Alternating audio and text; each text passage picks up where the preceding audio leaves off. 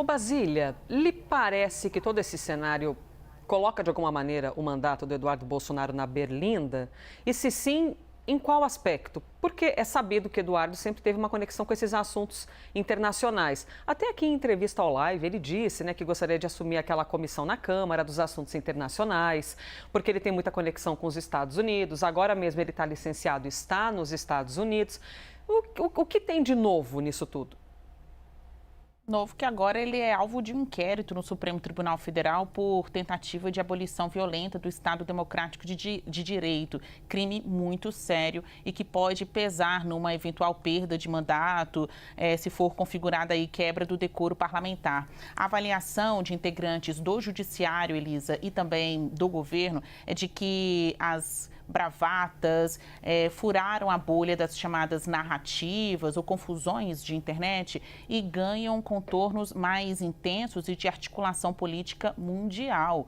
Na avaliação desse grupo que é antibolsonarista, toda esta força política dentro da direita, mas muito alimentada por factoides, por mentiras, acaba ganhando espaço até entre integrantes da cúpula do governo americano, ou seja, pode ter um efeito prático e isso exige uma reação à altura do Brasil. Eu ouvi expressões no sentido de que hoje eles veem que os bolsonaristas entraram no modo do tudo ou nada diante do julgamento do ex-presidente Jair Bolsonaro e outros integrantes do antigo governo por tentativa de golpe no país, avançando no Supremo Tribunal Federal. Então, como resposta a isso, e está muito claro, nesse tabuleiro do jogo, a Procuradoria-Geral da República entende que agora o deputado licenciado Eduardo Bolsonaro pode estar utilizando dessa condição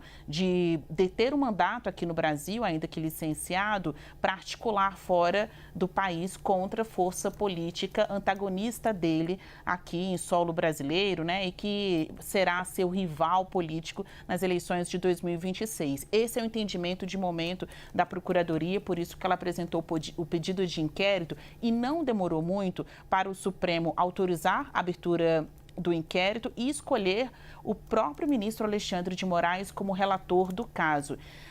Eduardo Bolsonaro, já que ele está licenciado, pode voltar ao Brasil em julho deste ano. É quando acaba a licença dele. Mas agora, investigado, alvo de um inquérito no STF, em que é acusado de abolição violenta do Estado Democrático de Direito, ou seja, golpe, ele corre risco de não voltar ou até mesmo ter uma ordem de prisão contra si, ficar pressionado por uma decisão do STF a perder o mandato. Do ponto de vista jurídico, o STF, se julgar Eduardo Bolsonaro, pode decidir pela perda de mandato. A nossa Constituição, no entanto, prevê que mesmo que o Judiciário compreenda isso, cabe ao Poder Legislativo validar ou não essa perda de mandato. Então, isso formalmente falando, parece mais difícil mesmo de acontecer, que o plenário da Câmara possa referendar uma decisão do STF.